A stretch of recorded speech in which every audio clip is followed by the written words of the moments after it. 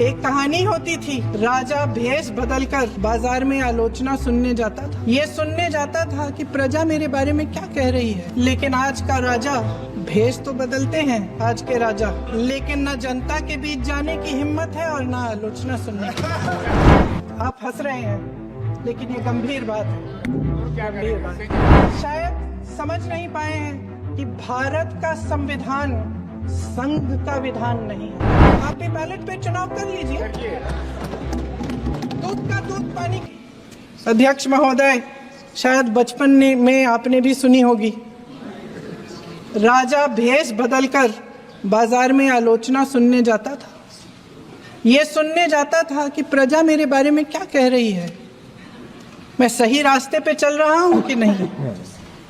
लेकिन आज का राजा, भेष तो बदलते हैं आज के राजा, शौक तो है उनको भेष बदलने का, लेकिन न जनता के बीच जाने की हिम्मत है और न आलोचना सुनने की।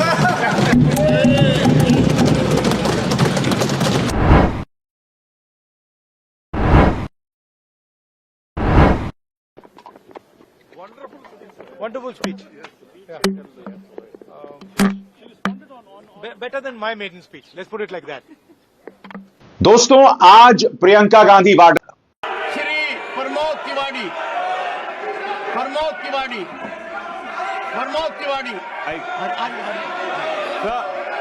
मैं बहुत ही विनम्रता के साथ कहना चाहता हूं कि हमें गर्व है कि हमारा नेता विरोधी दल सिर्फ दलित का बेटा नहीं, किसान भी है। मैं कहना चाहता हूं आपसे और बहुत साफ कहना चाहता हूं कि आज शर्मिंदा होंगे संविधान बनाने वाले कि ऐसी सत्ता पक्ष है जो अडानी की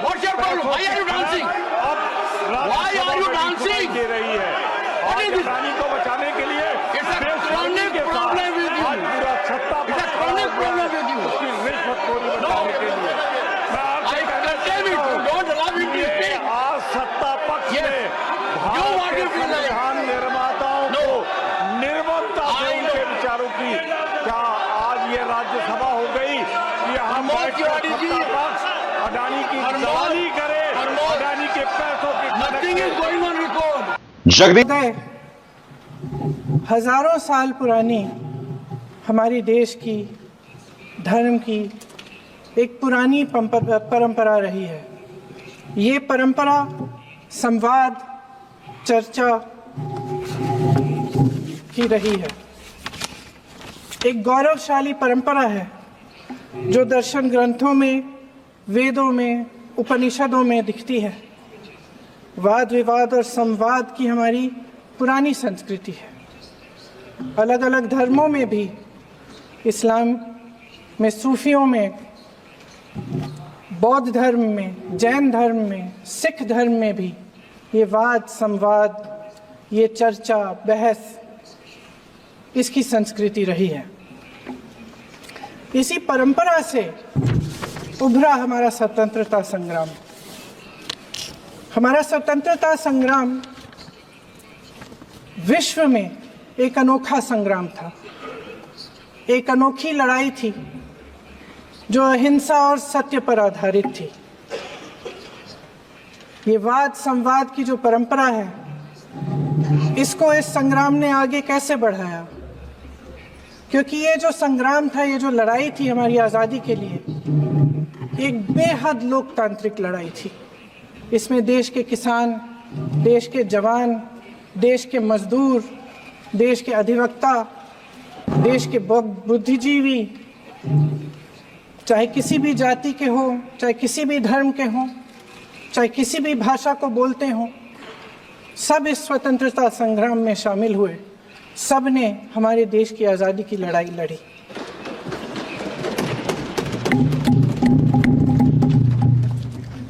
और उसी आज़ादी की लड़ाई से एक आवाज़ उभरी जो हमारी देश की आवाज़ थी।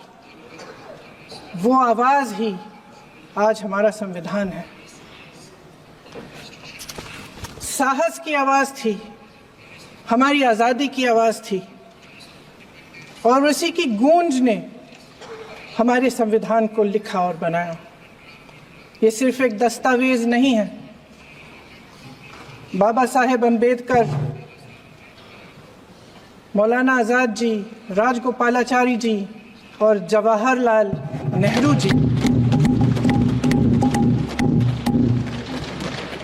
और उस समय के तमाम नेता, जैसे आपने कहा, इस संविधान को बनाने की जो कार्य में सालों के लिए जुटे रहे। जब वो भाग आप भी बैलेट पे चुनाव कर लीजिए, आप भी बैलेट पे चुनाव कर लीजिए, दूध का दूध, पानी का पानी हो जाएगा। प्रियंका गांधी जिसका नाम लेने से कभी कभी आप झिझकते हैं और कभी कभी उनका नाम धड़ाधड़ इस्तेमाल किया जाता है अपने आप को बचाने के लिए। उन्होंने HAL, BHEL, SAL, GAIL, ONGC, NTPC, railways, IIT, IIM, oil refinery, steel तमाम PSU बनाए। अध्यक्ष महोदय, उनका नाम पुस्तकों से मिटाया जा सकता है, उनका नाम भाषणों से मिटाया जा सकता है, लेकिन जो उनकी भूमिका रही इस देश की आजादी के लिए और इस देश के निर्माण के लिए, वो इस देश में से कभी मिटाया नहीं जा सकता। 75 सालों में जनता का भरोसा रहा कि नीतियां बनेंगी तो जनता की भलाई के लिए बनेंगी। उन्होंने कहा ये सरकार आर्थिक न्याय का सुरक्षा कवच तोड़ रही है। आज संसद में बैठी ये सरकार बेरोजगारी और महंगाई से जूझ रही हमारी जनता को क्या राहत दे रही है। कृषि के कानून भी बड़े बड़े उद्योगपतियों के लिए बन रहे हैं। सही MSP को छोड़िए, DAP तक नहीं मिल रहा है।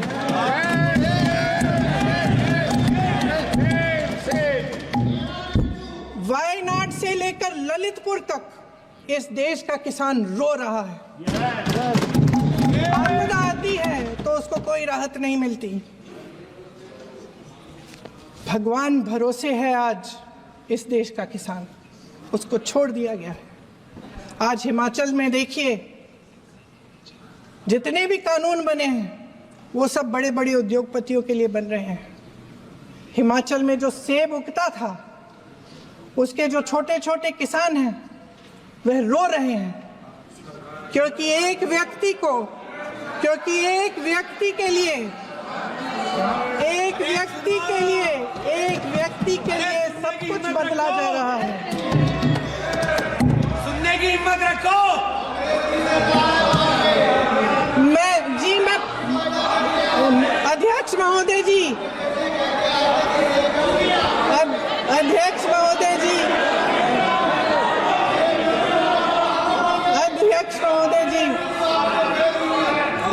महोदय जी, अडानी जी को सारे कोल्ड स्टोरेज प्रदेश की सरकार ने नहीं दिए।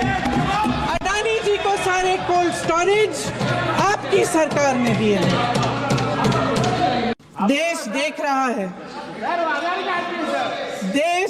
रहा है कि एक व्यक्ति को बचाने के लिए 142 करोड़ देश की जनता को नकारा जा रहा है। सारे बिजनेस, सारे संसाधन, सारी दौलत, सारे मौके एक ही व्यक्ति को सौंपे जा रहे हैं। सारे बंदरगाह, एयरपोर्ट्स, सड़कें, रेलवे का काम, कारखाने, खदानें, सरकारी कंपनियां सिर्फ एक व्यक्ति को दी जाए। उन्होंने भारतीय जनता पार्टी को याद दिलाया कि आपका अहंकार था, अब की बार 400 पार कहते थे, मगर इस देश की संविधान में सामाजिक, आर्थिक और राजनीतिक न्याय का वादा है। ये वादा एक सुरक्षा कवच है जिसको तोड़ने का काम शुरू हो चुका है। लैटरल एंट्री और निजीकरण के जरिए ये सरकार आरक्षण को कमजोर करने का काम कर रही है। अगर लोकसभा में ये नतीजे नहीं आए होते तो ये संविधान बदलने का काम भी शुरू कर लेते। सच्चाई ये है अध्यक्ष महोदय कि आज संविधान बार बार इसलिए कह रहे हैं क्योंकि इस चुनाव में इनको पता चल गया कि इस देश की जनता ही इस संविधान को सुरक्षित रखेगी,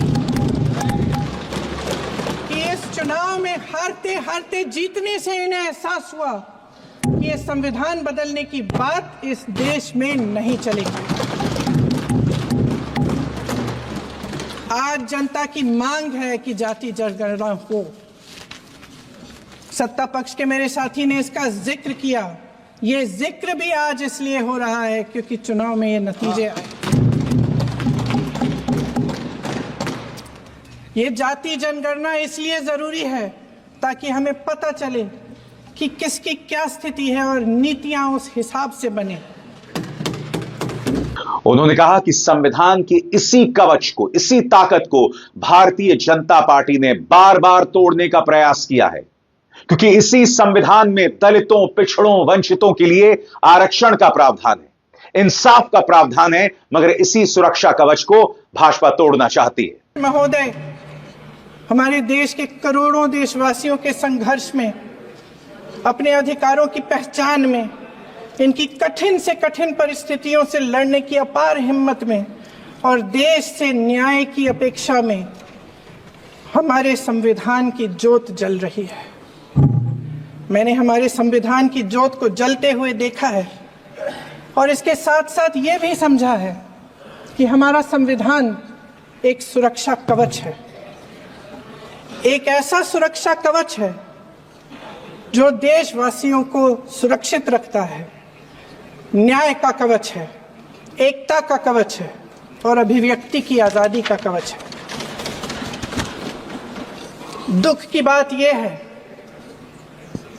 कि मेरे सत्ता पक्ष के साथी जो बहुत बड़ी बड़ी बातें करते हैं, इन्होंने इन 10 सालों में यह सुरक्षा कवच, सत्ता पक्ष के मेरे साथियों ने ये सुरक्षा कवच तोड़ने का पूरा प्रयास किया है।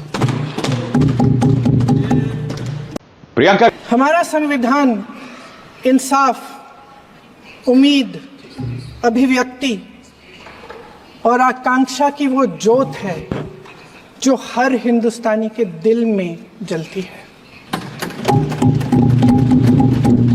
अध्यक्ष महोदय, इस ज्योत ने हर एक भारतीय को ये पहचानने की शक्ति दी कि उसे न्याय मिलने का अधिकार है, कि उसमें अपने अधिकारों के लिए आवाज उठाने की क्षमता है, कि जब वो आवाज उठाएगा तो सत्ता को उसके सामने झुकना पड़ेगा। इस संविधान ने हर एक देशवासी को ये अधिकार दिया कि वो सरकार बना भी सकता है और सरकार बदल भी सकता है। ये ज्योत जो हर हिंदुस्तानी के दिल में जलती है, उसने हर हिंदुस्तानी को ये विश्वास दिया कि देश की संपत्ति में, देश की दौलत में, संसाधनों में उसका भी हिस्सा है, कि उसे एक सुरक्षित भविष्य की उम्मीद का अधिकार है, कि देश बनाने में भी उसकी भागीदारी है। उम्मीद और आशा की ये ज्योत मैंने देश के कोने कोने में खुद देखी है। उन्होंने आगरा में मैं अरुण वाल्मीकि के घर गई। अरुण वाल्मीकि पुलिस स्टेशन में काम करता था, सफाई का काम करता था। आप सोच सकते हैं हमारी तरह उसका भी परिवार था, नई नई शादी हुई थी, 2-3 महीनों का बच्चा था। पुलिस स्टेशन में चोरी हो गई, चोरी का इल्जाम उस पर लगाया गया। उसके पूरे परिवार को उठाकर पुलिस स्टेशन में ले गए। आप हंस रहे हैं लेकिन ये गंभीर बात है, गंभीर बात। शर्म करो, शर्म। अरुण वाल्मीकि को पीट पीट के मार डाला, उसकी बीवी को पीटा, उसके पिता के नाखून निकाले, उसके पूरे परिवार को पीटा गया। जब मैं उस जवान महिला से मिलने गई जो अभी अभी विधवा हुई थी, तो उसने मुझे कहा कि दीदी हमें सिर्फ एक चीज चाहिए, हमें न्याय चाहिए और हम इस न्याय के लिए लड़ते रहेंगे चाहे कुछ भी हो जाए। ये हिम्मत उस महिला को हमारे संविधान ने दी।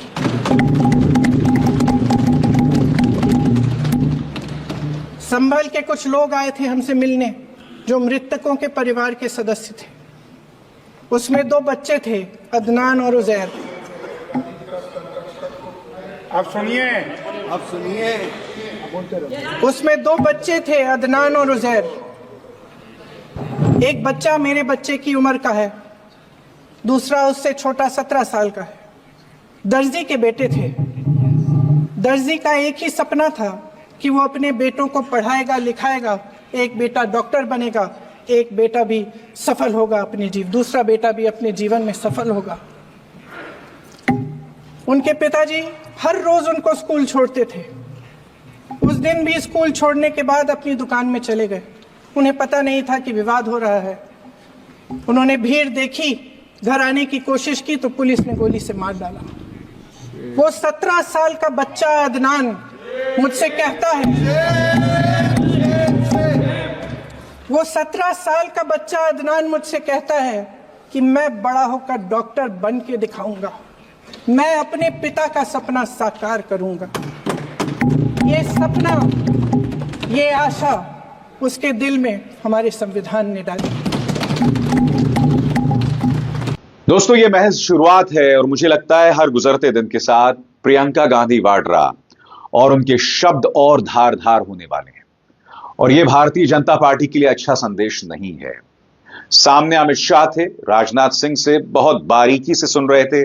प्रधानमंत्री नरेंद्र मोदी कुंभ से जुड़े एक कार्यक्रम में वहां मौजूद थे, लिहाजा वो गैर मौजूद रहे। मगर कायदे से, संविधान से बड़ी कोई चीज नहीं है, मगर प्रधानमंत्री को वहां रहना चाहिए था। मगर आप जानते हैं, प्रधानमंत्री वही काम करते हैं जिसके जरिए उन्हें वोट मिले। अब उन्हें लगता है कि कुंभ से जुड़े किसी आयोजन में मैं मौजूद रहूंगा तो वहां पर मुझे कहीं ज्यादा वोट मिलेंगे। और यह मुद्दा प्रियंका गांधी वाड्रा आज से नहीं, पिछले 3-4 दिनों से उठा रही हैं कि प्रधानमंत्री संसद से गायब क्यों हैं। अब देखना यह है दोस्तों कि प्रियंका गांधी वाड्रा के इन शब्दों का जवाब भारतीय जनता पार्टी के दिग्गज क्या देते हैं। ये देश कायरों के हाथों में ज्यादा देर तक कभी नहीं रहा है। ये देश उठेगा, ये देश लड़ेगा, सत्य मांगेगा, सत्यमेव जयते। जय हिंद। अभिसार शर्मा को दीजिए इजाजत। नमस्कार।